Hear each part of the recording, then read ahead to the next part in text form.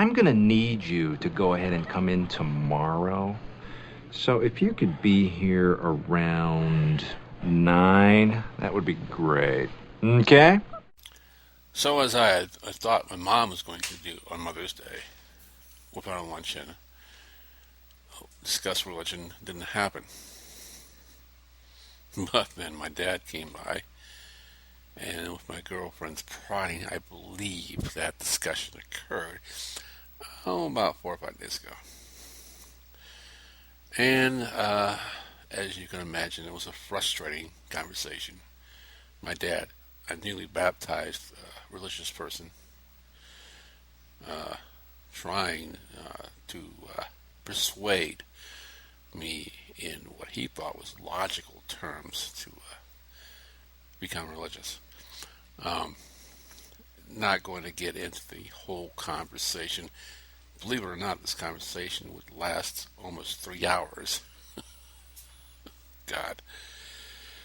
And I thought going to Bible school as a kid was a long and enduring process. Oh, God. 3 hours. They tried. Both of them, my girlfriend and my dad, tried to convince me to believe in God.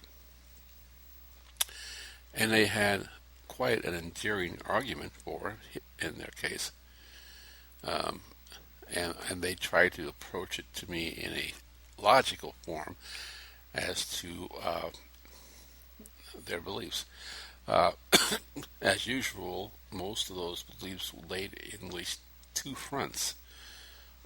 The biggest front being immortality, and with that front being the concern that when they went to heaven, that they would be with the loved ones, but I wouldn't be there because I didn't believe in God.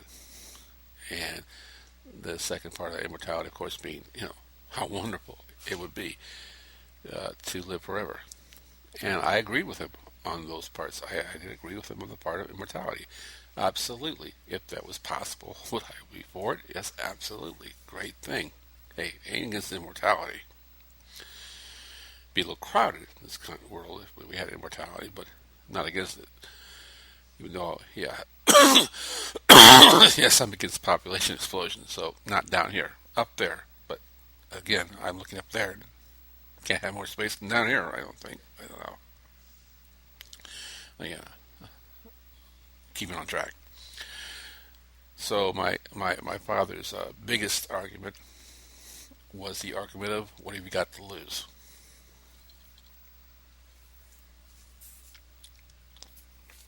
Give it this way, if and we both came down to this conclusion. This was the high peak of the argument. He asked me, could you give me a percentage of what you would believe would be what I'm saying is true? His saying there's a God, there's a heaven, and you live forever, and as long as you don't sin.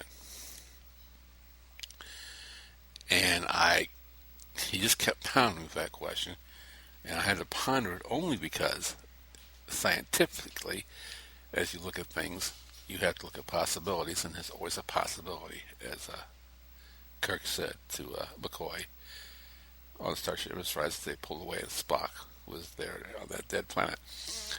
There were always possibilities. Well, so I gave him that inkling. Okay, maybe the smallest amount of possibility the God exists, and I'm wrong. And from there, he took it full frontal. That's it. That's all he needed. It was his total. He just won the war. Look on his face when I said that.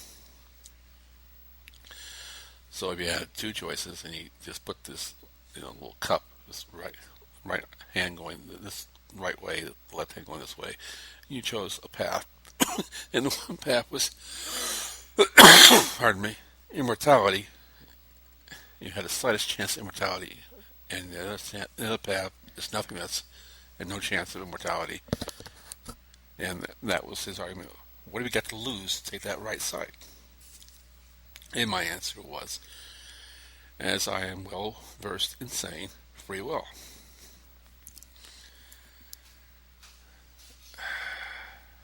And he came back with the old, well, What do you mean free will? God gives you free will. God's giving you free will. There's no argument here about free will. And I said, there is argument about free will. Because if I believe in a God, and I believe in a book, and I believe in something that doesn't exist, I give up my free will. I'm a slave, so to speak. I'm being told how to behave. I'm being told what to think, and I'm being told what's right or wrong, and it does relinquishes me of my free will. Which he said, no, it doesn't, because God gave you free will. And then we go in a big old circle here. Because that's not, he could not understand my point about free will. And again, when he's talking about this and me making the decision not to believe in God as being a decision to believe that I can't be immortal, then I chose the other side of nothingness. And then he didn't say it, but he wanted to say, well, you're a moron if you take nothingness over a chance of immortality. And that's judgment.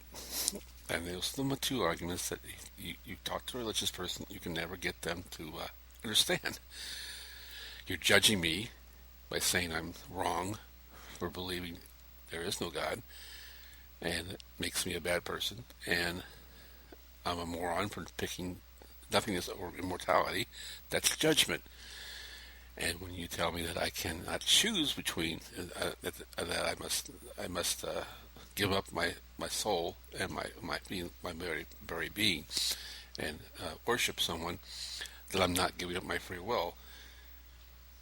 Yes, I am. Yes, I am. Samai said, yes, I am. So that argument ended with those two words, and I used those two words constantly, and they could not get around them. Nobody can get around them. When you're religious, you're judgmental. Religion is judgment. And when you say to give up your beliefs in anything but God, and to have to worship something that is not other than to yourself, you give up free will. Any argument you ever get into with a religious person, two words to remember: free will, judgment. They can't get around those. I guarantee that.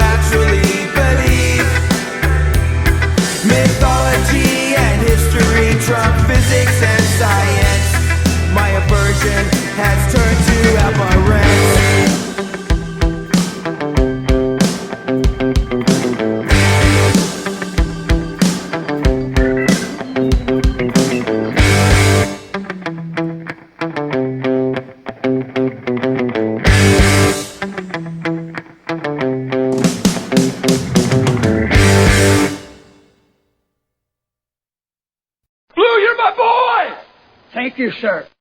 Tell me, Senator, did you nurse Catherine yourself? What? Did you breastfeed her? Now, wait a minute. Yes, I did. Toughened your nipples, didn't it? Oh, son of a bitch. Amputate a man's leg and he can still feel it tickling. Tell me, Mom, when your little girl is on the slab, where will it tickle you? Take this thing back to Baltimore. 5'10", strongly built, about 180 pounds. Hair blonde, eyes pale blue. He'd be about 35 now. He said he lived in Philadelphia, but may have lied. That's all I can remember, Mom. But if I think of any more, I will let you know. Oh, and Senator, just one more thing. Love your suit. Take your stinking paws off me, you damn dirty ape! Oh, and so a special announcement again. Again, I apologize for the live show not happening as per planned today. I will look into why that didn't happen. You can rest assured I'm paying a whopping $20 a month for this radio show. And I've been told I can have a 3-hour-long program live broadcast, and I went on their live broadcast, did all their little tweaks and things, and it was a very unorganized mess anyway, because I'm just not used to that style. I'm used to this style where I can do my little rants and in between have my music all lined up and all my movie quotes all cued nice and perfectly.